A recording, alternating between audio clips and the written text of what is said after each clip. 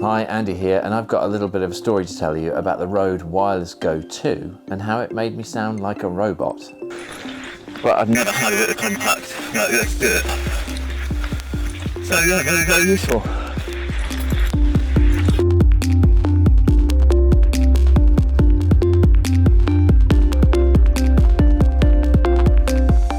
So I've been shooting on the Lumix G7 for years, been filming family stuff, even did a couple of music videos with it. And then I bought the Rode Wireless Go 2, plugged it into the Lumix G7, and it got this interference. Looking up online, I found out that lots of people have had that problem. So I thought, okay, well, it is quite an old camera, and from what I can see, the interference was caused by, you know, older technology in the Lumix G7. So I invested in the Sony ZV-1. This is slightly ridiculous. And I was keen to do a review on it. And in terms of the perfect pairing, the Rode Wireless Go 2 and the ZV-1 are made for each other. Both compact units and allows you to get good quality sound. Overall, really impressed. Still doing battle a little bit with the menu system. But this happened. Because I was fiddling around with the camera yesterday, I just noticed that I've had it on product showcase mode, which I haven't tried yet, but for some reason it was switched on.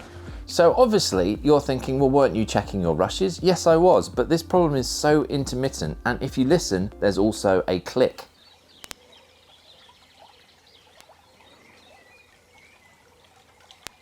You can only hear it in the quiet bits, but if we look at the waveform, there it is.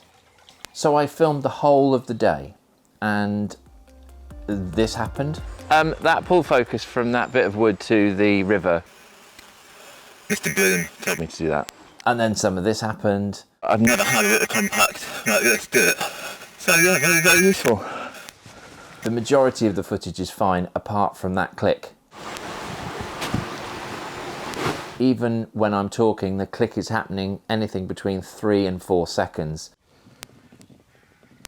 When I was walking down a path, I remember hearing this when I reviewed the footage.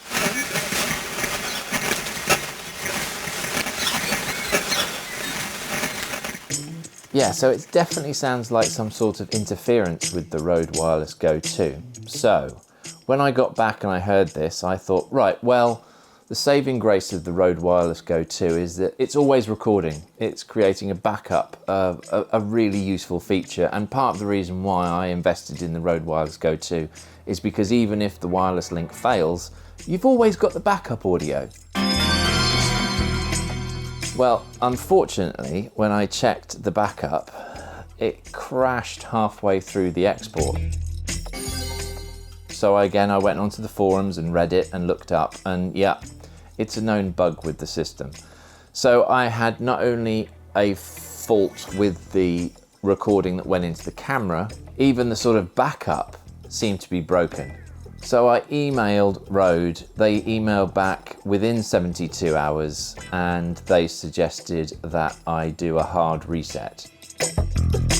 They did offer in the email that I could send them the audio files and they would convert them for me, but I figured I'd just chalk it up to experience and move on. So I've since reshot that, and their major bit of advice from that email was to set the Sony ZV-1 to airplane mode, or at least turn Wi-Fi off, because they did agree it sounded like Wi-Fi interference. So I did a hard reset on all of the units on the Rode Wireless Go 2, including both transmitters and the receiver, which meant I lost my audio files. So there you go, there's my experience with the Rode Wireless Go 2. I hope you found it interesting, and if you've had similar experiences, please let me know down in the comment section below if you've been in contact with Rode and what their response has been.